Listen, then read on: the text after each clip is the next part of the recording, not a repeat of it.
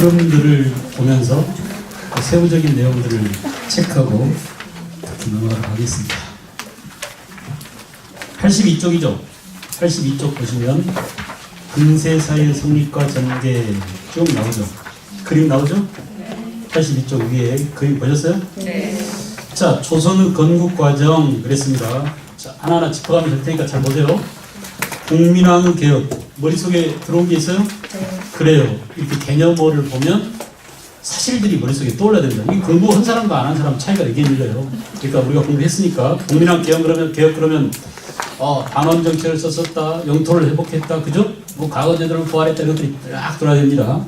그 다음에 국민왕 때 신진 사대부들이 대거 성장했죠. 네. 왜 그랬냐고 묻는다면 왜 국민왕 때 신진 사대부들이 성장했을까요? 과거 제도를 통해서, 과거를 통해서 새로 과거를 통해서 진출한 사대부다 이런 얘기죠. 신진 사대부. 자, 더더군다나 이제 국민왕 때는 홍건적과 외구 진입이 심했습니다. 그냥 낱개의 사실이 아니에요. 연동돼 있습니다. 이 홍건적과 외구를 무찌르면서 누가 성장할까요? 신흥무인, 새로운 조선 건국의 새로운 주역 누구예요? 신흥무인, 이성계와 같은 사람들이 이때 홍건적과 외구를 무찌르면서 공을 세우고 국민과 그죠? 백성과 국가를 지키는 공원을 세우고 세력이 성장합니다. 옛날에 고려 중기에 있었던 무신과 구별하자는 의미에서 무슨 무인이에요? 신흥무인이에요. 알겠죠? 그래서 신흥무인이 등장하게 됐다. 이들이 서로 손을 잡습니다. 그죠? 그리고 건문세족의 농장학대 때문에 몰락했던 농민들과 힘을 합쳐요. 그래서 사대부 가운데 우왕 때 보세요. 사대부가 둘로 나눠진다고 그랬죠? 하나 사대부는 뭐예요? 조선왕조를 고려를 무너뜨리고 조선을 세우자 누구예요? 혁명파. 고려 체제를 유지하자 누군가요?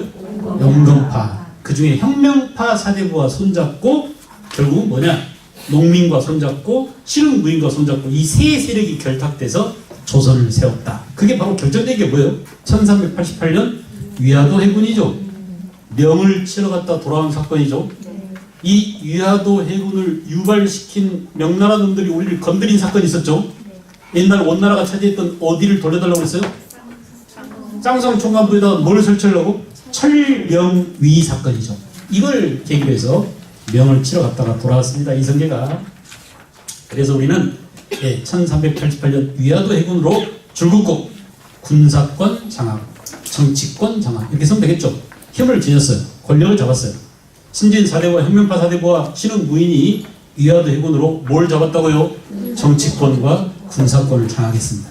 그런 다음에 1391년 과전법을 공포하고 토지제도 개혁을 전제개혁 그래요. 그 토지제도 개혁 이름이 뭐예요? 과전법 공포예요. 그 과전법을 공포함으로써 권문세족들, 친원파들이 갖고 있던 땅을 다 빼앗아서 누가 땅을 차지했을까요? 농민이 차지했을까요? 신진사대부가 차지했을까요? 신진사대부가 차지했어요. 농민이 차지했다고 하면 틀립니다. 이 대목을 잘 물어요. 알겠죠? 과전법은 누구한테 땅을 나눠준 거다? 신진사대부에게 땅을 나눠준 거다라고 무식하게 시험에 나오지 않습니다. 신진사대부에게 땅을 나눠준다고 하자고 뭐라고 표현하냐면 경제기반 제공 이렇게 표현해요. 이해 가시나요? 네. 다시 위화도 해군으로 군사권 정치권을 장악하고 과전법 공포로 뭘 장악했어요? 경제권을 차지했어요. 돈줄을 쥐었잖아요. 그리고 이제 거칠 게 없는 이들이 1392년 조선을 세웠다. 됐죠? 네. 조선 세웠죠? 이거 오는 과정을 봤어요. 이해가 되죠? 네. 이게 지금 먼저 이게 우리가 다 해놨기 때문에 책 보면 다 익히는 겁니다. 지금 이렇게 보는 거예요. 나중에 혼자서 볼 수 있고 이걸 가지고 설명할 수 있어요. 그렇게 하면 되죠? 그 다음에 보세요. 그 밑에 국왕 중심의 통치전 이거 보세요. 지금 이겁니다. 이 과정. 이것이 왕권과 신권의 갈등이 어떤 과정을 통해서 이루어지고 결국은 성종 때 무엇으로? 경국대전으로 가느냐. 조선이라는 시스템이 경국대전하는 법전 완성의 과정을 거쳐가느냐. 이 과정을 보는 거죠. 태조 이성계는 조선이라는 나라 이름을 정하고 그렇습니다. 조선이라는 국호를 조선이라는 이름은 왜 조선이라고 했을까요? 그래요.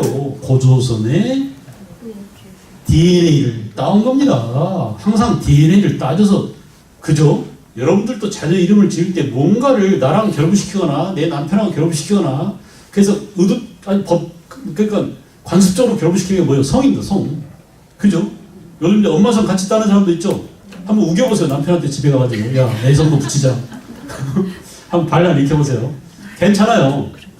바꿀 수 있어요.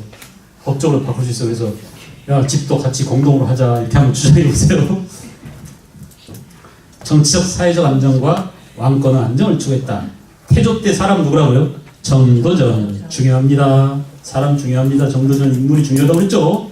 그래서 민본적 통치 규범을 확립했다.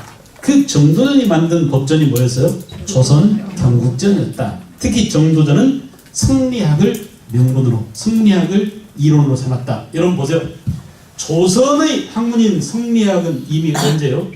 이미 고려 말기에 들어와서 바로 이렇게 정도전 같은 사람들이 성리학을 내세웠다. 특히 성리학을 국가지도 이념으로 삼고 그 이전까지 있었던 불교를 어떻게 해요? 불교를 억압했죠. 우리가 이걸 뭐라고 그래요? 억불숭유라고 합니다. 유가 바로 성리학이죠. 그죠? 억불을 대표적인 게 바로 뭐냐? 불시 잡변이에요. 불시가 뭘까요? 부처님을 김씨, 이씨, 박씨 이런 것처럼 불시 이렇게 부르는 겁니다. 알겠어요? 그러니까 부처님을 어떻게 부르는 거예요? 아주 깔보는 거예요. 지나가는 아저씨 부르듯이 불시, 잡스러운 궤변. 그러니까 불교의 석가모니의 모든 그런 불교 이론들을 완전히 깐 거죠. 누가요? 정도전. 알겠어요? 그래서 억불숭유의 대표적인 책이 바로 불시잡변 이게 있죠.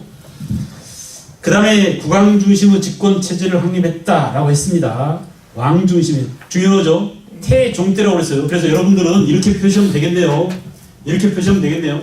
태조 때는 왕권이 셌다, 신권이 셌다?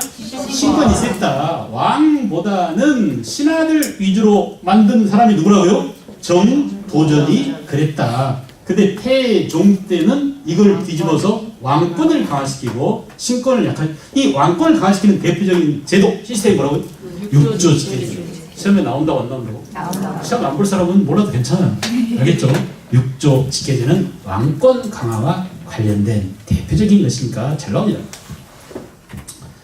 그 다음에 사관원을 독립해서 대신들이 켜져. 이건 좀 어려워요. 나중에 여러분들 7급 공무원이나 고급에서 나오는데 애들한테 이거 가르치려면 애들이 도망가니까 하지 마세요. 알겠죠? 큰 줄거리 위주로 재미 위주로 가르쳐놓고 한국사에 흥미를 느끼게 한 다음에 지가 자발적으로 알고 싶어 할 때 혼자 책 보고 읽을 수 있게 해주세요.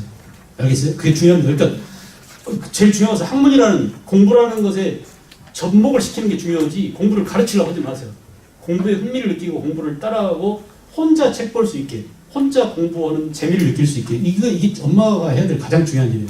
공부를 직접 시키려고 하면 안 됩니다. 알겠죠? 보세요. 그 다음에 태종은 사원의 토지와 노비를 몰수하고 양전사업과 호패법 줄거세요. 호패법. 태종 때 호패법은 어린아이들 시험에 잘 나옵니다. 사원전을 몰수하고 호패법을 실시하고 사병, 개인이 갖고 있는 군대죠. 사병을 혁파하고 전부 다 왕권을 강화시키기 위해서 신하들의 군대를 뺐거나 신하들의 노비와 재산을 뺐거나 이랬어요. 그 다음에 여러분 세종 때가 되면 뭐라고요? 왕권과 신권의 조화. 제일 중요한 말이에요. 알겠죠? 조선시대 전체를 통틀어서 왕권과 신권의 조화를 꾀했다. 또는 모범적인 유교정치를 구현하려고 했다. 라는 표현은 누구한테만 쓸 수 있다? 세종 때에만 쓸 수 있어요. 아무한테나 쓸 수 있는 말이 아닙니다. 그 정도로 뛰어난 불세출의 영웅 세종이죠. 세종 때에 우리가 왕권과 신권이 똑같다고 볼 수는 없어요. 그러니까 이게 수학적으로는 맞는 건 아니지만 꼭 이렇게 표현하면 되겠죠. 비스무리하다. 조화와 균형을 이루려고 했다. 이렇게 표현하면 되겠어요. 그래서 이제 세종 임금은 집현전을 세우고요. 이 집현전이 나중에 없어져 버렸죠. 왜냐하면 그 단종 독일운동하는 주인공들이 전부 다 집현전 출신 학자들 아닙니까? 그래서 누가 없앴어요? 세조가 없앴어요. 세조가 없앤 집현전을 나중에 다시 성종 때 부활해서 만든 학술기관이 홍문관이에요. 그러니까 집현전이 나중에 뭘로 부활된다? 홍문관으로 부활된다. 이렇게 생각하시면 되겠어요. 그 다음에 의정부 서사제를 실시하고요. 의정부 서사제 줄긋습니다. 중요 표시합니다. 이것의 왕권과 신권의 조화를 나타내는 가장 대표적인 시스템이 뭐라고요? 의정부 서사제. 아까 태종 때 왕권을 강화시키기 위한 가장 대표적인 제도가 뭐라고? 육조 직계제라는 거예요. 이거 대비되는 게 바로 뭐예요? 의정부 서사제다. 그래서 중요합니다. 아주 중요합니다. 그 다음에 세조 때는 왕권을 강화시켰어요. 그래서 중앙집권 정책과 함께 조정 권신과 지방 세력을 억제. 이거 보세요. 거기 이제 조정 권신을 억제했다고 했는데 이게 바로 뭐냐? 왕권을 다시 강화시키고 신권을 약화시켰다. 또 뭐라고요? 이때 전부 다 뭐? 육조 직계제가 시행된다. 여러분 쓰세요. 세조 때도 뭐가 시행됐다고? 육조 직계제. 조선시대 전체를 통해서 육조 직계제를 시행한 것은 딱 두 번밖에 없다니까. 하나는 뭐? 태종 때. 또 하나는 뭐? 세조 때. 그러니 시험에 나오겠어요? 안 나오겠어요? 나옵니다. 그래서 나오는 거예요. 그래서 나오는 겁니다. 그러다가 성종 임금 때 경국대전이 완성됐다. 그래서 유교적인 법치국가의 면모를 만들었다. 법으로 하자. 이게 전부 다 법에 이제 조선을 다스리는 것이 기본적으로 법에 의해서 다스리도록 되게 됐다. 됐죠? 다 봤어요? 여러분 그 다음 우리가 이 책의 장점이 뭐라고요? 이렇게 다 도식적으로 설명해놓고 나머지는 또 뭐야? 말로 글로 또 개발사를 써놨습니다. 그래서 이성계의 이하대군 다 나왔죠? 내 말을 모르겠으면 이가서 또 읽어보면 돼요. 신진사대 분열 나왔죠? 신진사대 분화 중요 표시하세요. 이건 아주 중요합니다. 그래서 온건개합파와 급진개합파, 급진개합파, 신진사대부가 둘로 나뉘더라. 온건개합파 대표적인 사람 누구라고? 정몽주, 또 누구? 이색, 그죠? 정몽주, 이색 또 한 사람이 있는데 그래요. 포은 누구예요? 정몽주. 그죠? 야은 길재입니다. 목은 이색이에요. 그래서 이 트리오를 뭐라고? 삼은이라고 한다. 삼은. 고려말 삼은. 알겠죠? 아시겠죠? 이렇게 포은, 야은, 목은. 이 야은 길재의 제자들이 여기로 왔어요. 영남사이. 이 라인. 경상도 학파예요. 그러니까 지금도 우리가 경상도가 대한민국의 어떤 주류를 형성하고 있잖아요. TK, PK가 대구, 경북, 부산, 경남 여기가 TK, PK죠. 근데 그것의 뿌리를 가보면 조선시대 이렇게 아주 뿌리 깊은 양반들의 그런 파워 이런 것들이 있는 거예요. 파워 엘리트들이 거기에 직결해 있었던 겁니다. 알겠죠? 전라도는 뭐예요? 귀향한 사람들. 귀향한 사람. 그래서 뭐 윤선도라든지 다산 정략이라든지 그러니까 어때요? 귀향한 사람들은 정치의 뜻이 있어요? 없어요? 없어요. 그래서 자기 인생을 정리하고 예술로 승화시키고 그래서 전라도가 예향. 알겠죠? 그래서 예술이 발달하고 음식이 뛰어납니다. 많이 잘 먹자 시장. 시골 생활하는데 널린 게 맛있는 것들인데 그래서 그 양반들은 풍부한 지식으로 음식을 만들고 그죠? 자산하고 쓴 사람 누구죠? 정략전이죠. 정략중에 형제. 그래가지고 뭐 어때요? 바다에 생긴 모든 생태계를 다 조사하고 맛있는 거 돈 뭐 그냥 잡아다가 얼마나 많이 회쳐먹고 그러겠어요. 아시겠죠? 그렇게 갑니다. 자, 온건개혁하고 그 다음에 이성계와 연결된 혁명파는 누구라고요? 정조진이 대표 선수. 조준 동그라미. 이 사람 왜 동그라미라고 했을까요? 과정법과 관련된 사람은 조준이다라고 했어요.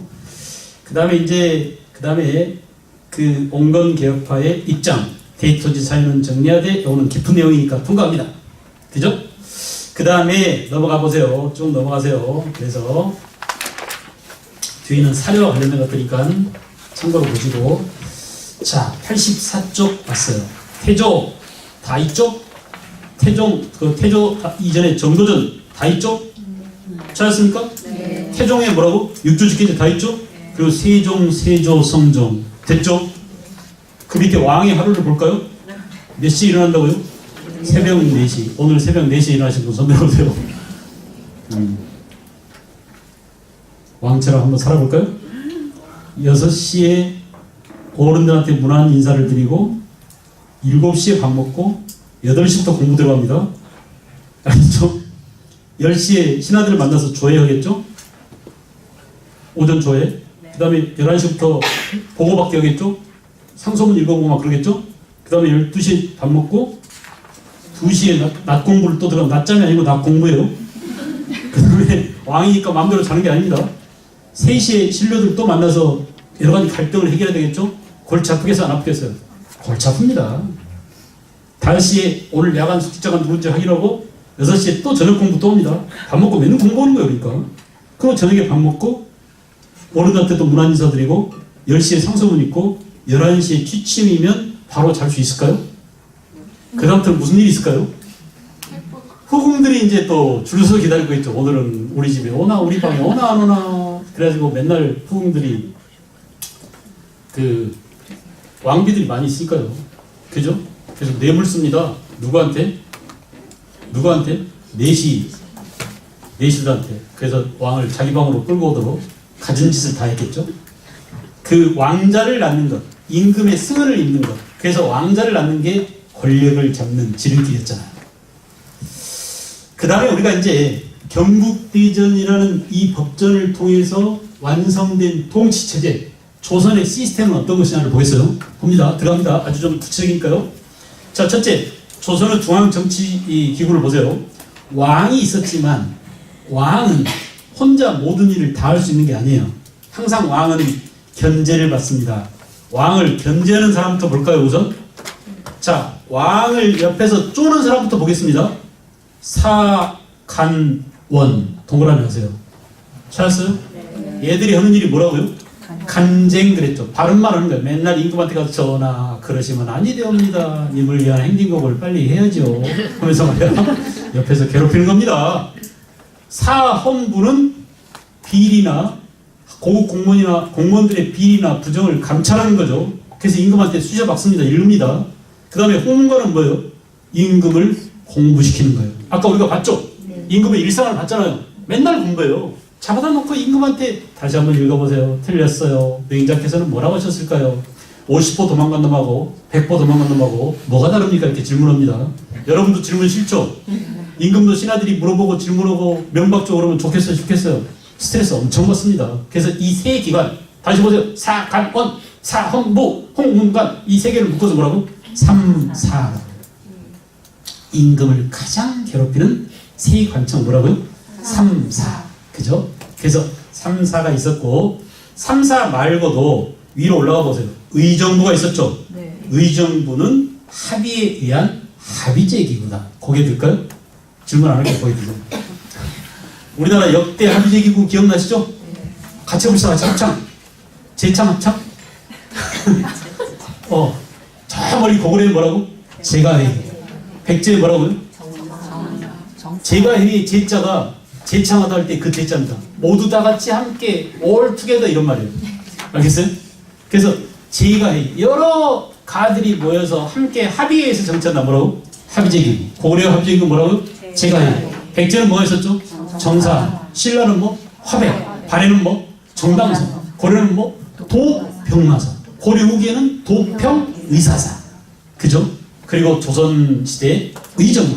외란 이후에 비변사. 모듈이 전부 다 뭐라고? 합의제기구다. 됐죠? 그래서 이 합의제기구도 여러분 봐보세요. 신하들이 합의해가지고 전하 저희들이 이번에 임을 위한 행진곡을 제창하기로 합의했습니다라고 번복하지 못해요. 근데 이거 아는 거야. 그러니까 내가 지금 말하기 곤란하니까 우리 신하들한테 물어볼 테니까 걔들이 적당한 거 알아서 하겠죠라고 박근혜 대통령이 그렇게 얘기했어요. 그러니까 지가 거절하기 힘드니까 신하들을 하여금 거절하게 만들고 이건 신하들 뜻이에요. 이렇게 말해버린 거야. 알겠죠?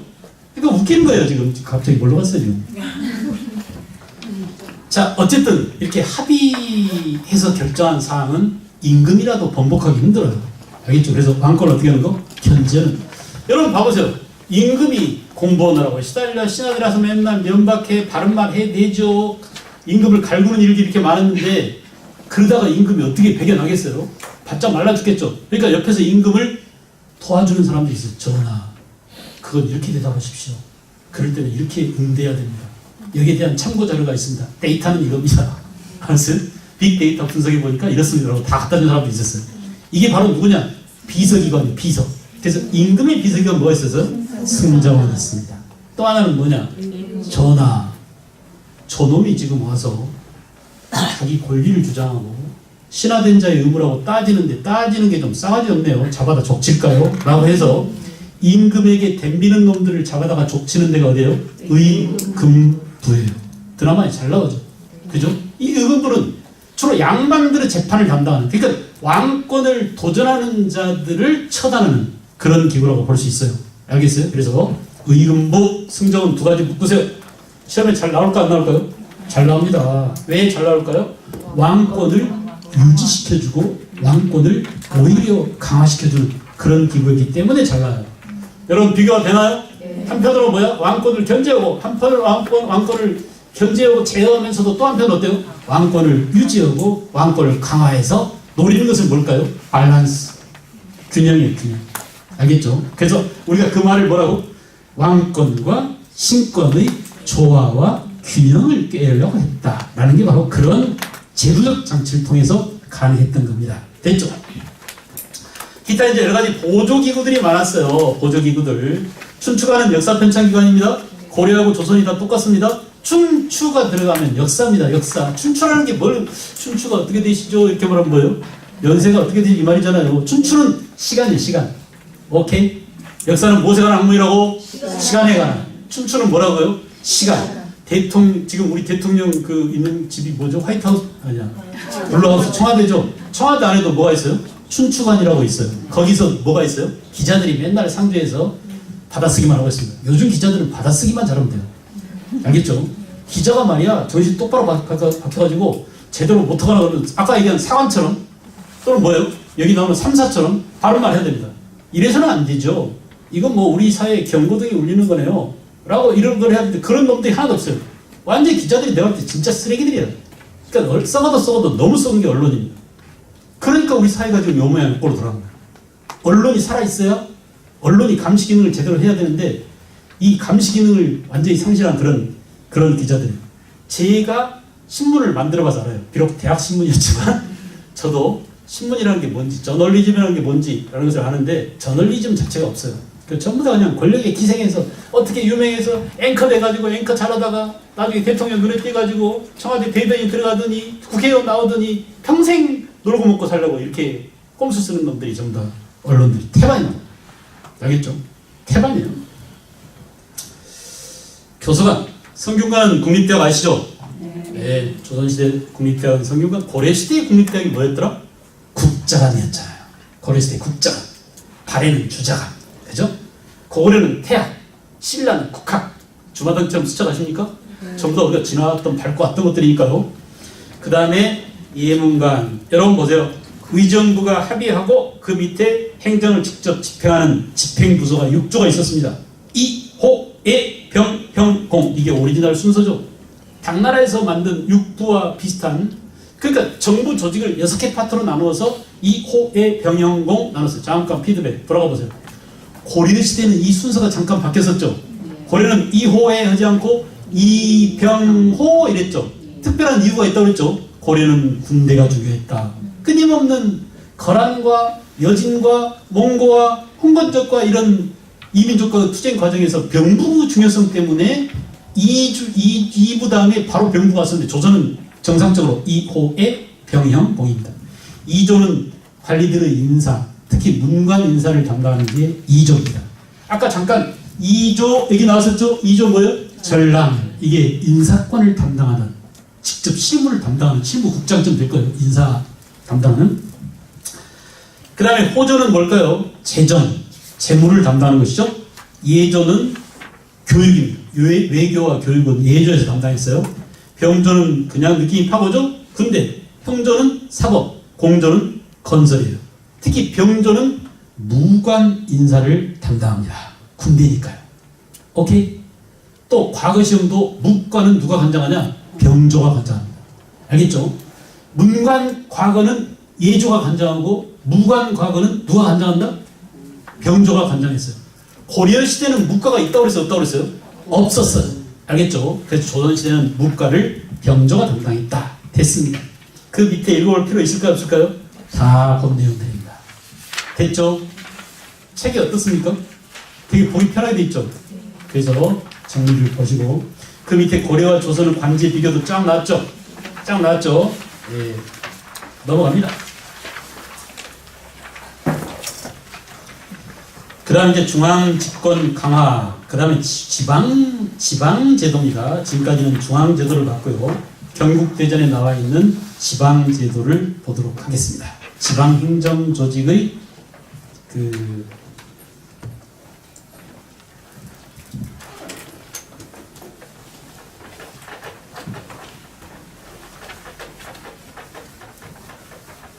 고려시대는 지방을 전국을 뭘로 나눴다고 그랬죠? 예? 아니 조선 오면 고려 잊어먹고 고려 오면 신라 잊어먹고 이러면 안 되잖아요. 아니 가지 말고 책 보지 말고 그냥 해보세요. 머릿속으로 떠올려야 돼. 자꾸 그 떠올려서 끄집어내야 됩니다. 기억의 실마리를 자꾸 끄집어 올려서 떠올려야 돼요. 고려는 전국을 5개의 도로 나눴어요. 그리고 변방에 양계를 뒀죠. 이걸 뭐라고 그랬죠? 오도 양계 그랬죠. 조선은 전국을 몇 개로 나눴다고? 8개 도로 나눴습니다. 알겠어요? 그래서 전국을 8도로 나눴다. 자,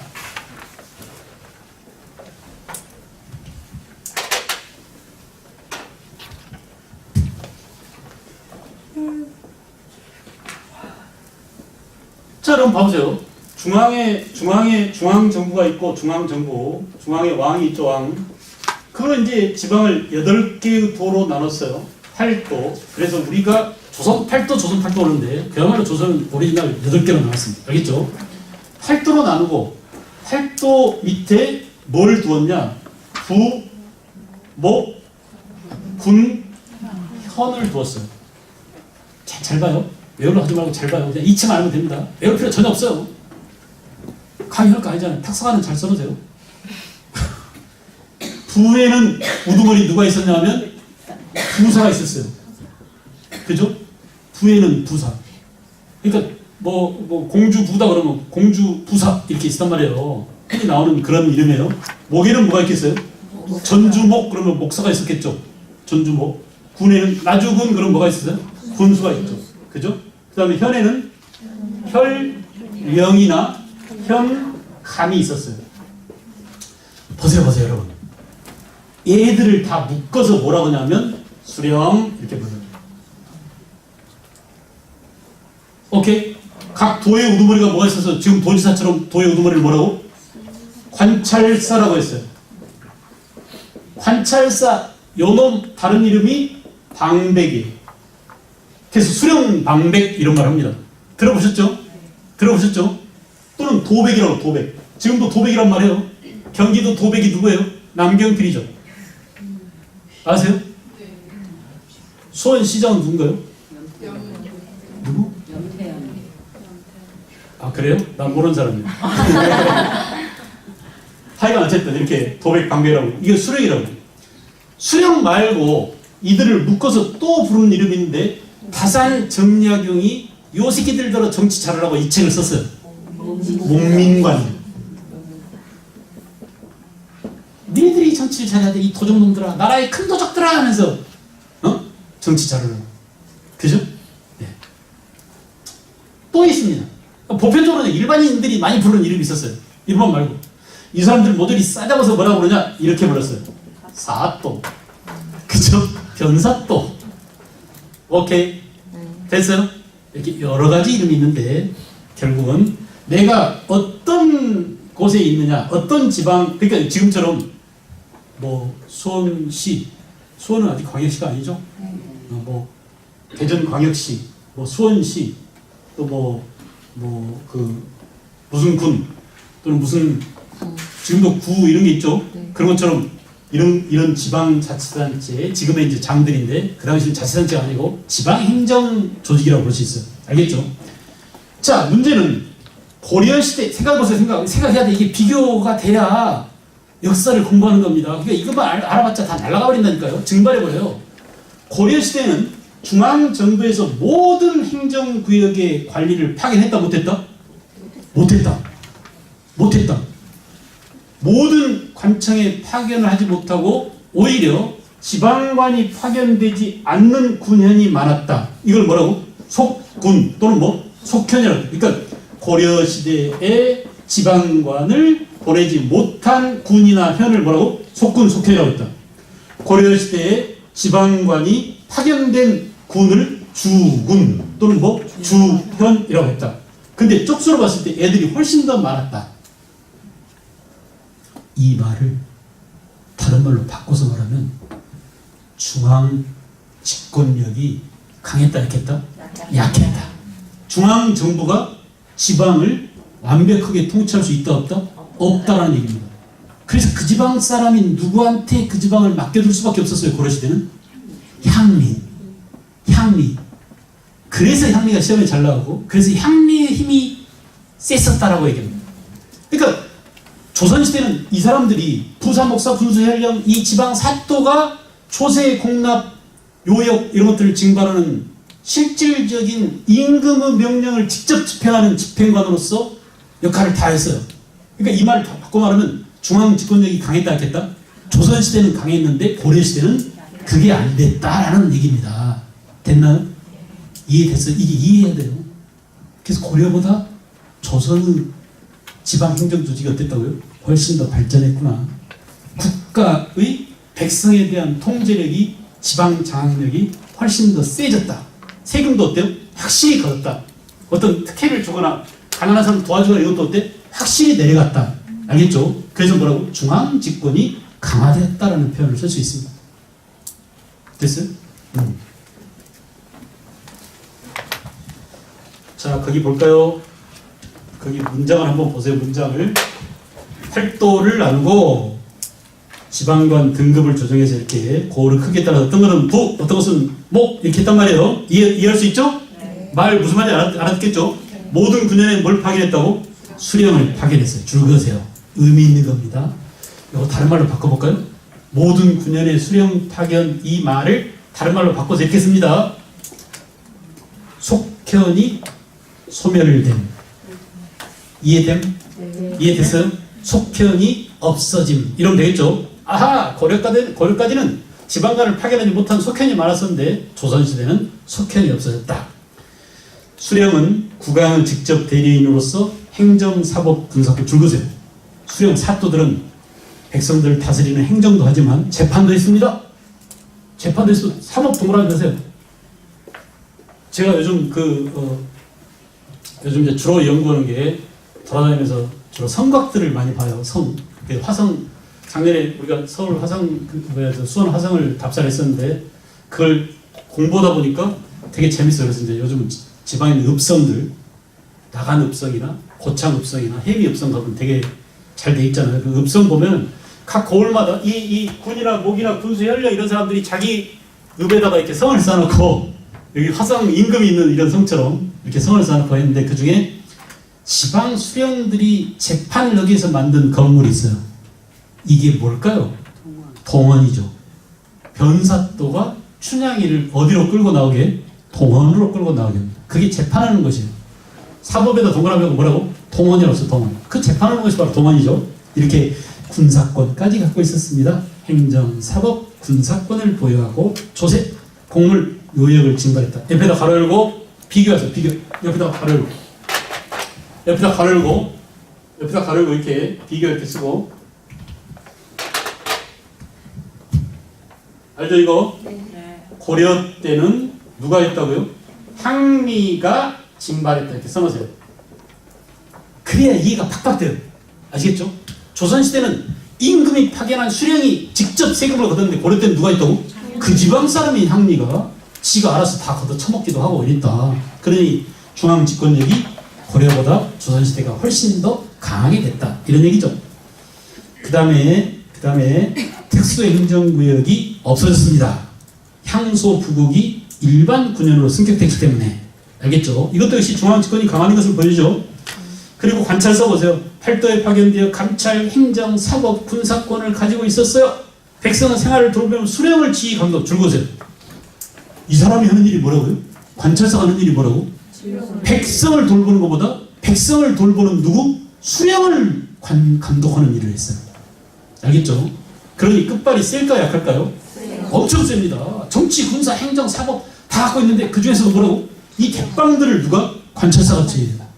그래서 관찰사는 임기를 길게 해야 될까요? 짧게 해야 될까요? 짧게 해야 되겠죠. 몇 년 길게 줘버리면 지가 지방 가서 왕노릇 하려고 할 거 아니에요. 그러니까 힘 좀 쓰려고 그러면 딴 데로 이동, 너 중앙으로 올라와 끌고 들어왔어요. 굉장히 높은 사람이다. 영의정감이 갔어요. 정이품 정도 갔으니까 중앙관리로 나온 국무총리를 사람이에요. 그런 사람들이 지방관찰사를 하는 겁니다. 근데 임기가 몇 년이라고요? 임기가 몇 년? 1년이 1년. 1년이 임기야. 짧아요, 길어요? 아주 짧아요. 자, 이런 얘기예요. 권력이 센 대신에 임기를 짧게 했어요. 알겠죠? 이 사람들은 임기가 몇 년일까요? 부사, 목사, 군수, 현령 이 사람들은 임기가 의외로 길어요. 의외로 길어요. 왜 기냐 하면 자기 고향으로 발령받지 못해요. 내가 수원부다. 내가 수원 사람이다. 난 절대 수원 시장으로 올 수 없습니다. 그러니까 나는 어디로 가야 돼? 경상도나 한경도나 이런 데 가야 돼요. 한경도 갔더니 말이 안 통해. 거의 뭐 여진말하고 막 섞여 있어가지고 이 새끼 무슨 말인지 하나도 못 알아들어요. 1년 지나니까 겨우 말귀가 통해요. 근데 야, 너 임기 끝나서 딴 데로 가. 그러면 그 지방을 제대로 다스릴 수 없겠죠? 그래서 임기를 어떻게 해야 돼요? 5년을 줬어요. 임기가 몇 년이라고요? 5년입니다. 5년. 알겠죠? 1800일을 줬어요. 관찰사는 360일, 수령은 1800일을 줬습니다. 5년이죠, 5년. 알겠죠? 그래서 내가 볼 때 조선의 시스템이란 참 대단하다라는 겁니다. 왜냐하면 비리나 부정을 막기 위해서 그런 거예요. 그 지방 사람이 내가 수원 사람인데 수원에 와서 수원 시장 해보세요. 그럼 내 친구들이 밤에 모여가지고 야, 내 친구 새끼 시장이야 하면서 말이야 별짓 다 할 거 아닙니까? 보여요, 안 보여요?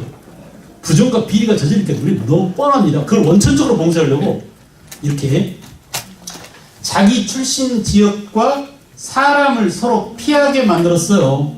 이걸 뭐라고 하느냐? 상피제, 서로 상자, 피할 피자. 말로 해보세요. 뭐라고요? 상피제라고 했어요. 알겠죠? 그래서 이렇게 상피제를 했기 때문에 자기 출신 지역에 임명받지 못했습니다. 알겠죠? 그것도 전부 다 부정과 비리를 방지하기 위한 것이었다. 기타 이제 그 면리통을 두고 그 지방 사람을 향민 중에서 서인자를 선발해서 직접 다스리겠고, 그 다음에 유향소는 지방민의 자치를 허용한 유향소의 우두머리를 좌수 별감이라고 했어요. 동그라미 하세요. 지방의 유지들이죠. 양반들이 주로 이 유향소를 향청이라고 했고요. 그 다음에 유향소와 중앙정부를 연결하는 중앙정부와 유향소를 연결하는 이거 보세요. 이거 보세요. 유향소는 뭐냐 하면 유향소는 이 사람들 옆에서 이 사람들을 그 거들어주는 도와주는 일종의 뭐랄까 자문 역할을 했어. 자문. 알겠죠? 공식 행정기관 아니고 그 지방 유지들로 하여금 야 이거 보세요. 청주 사람인데 지금 경상도로 발령 왔어요.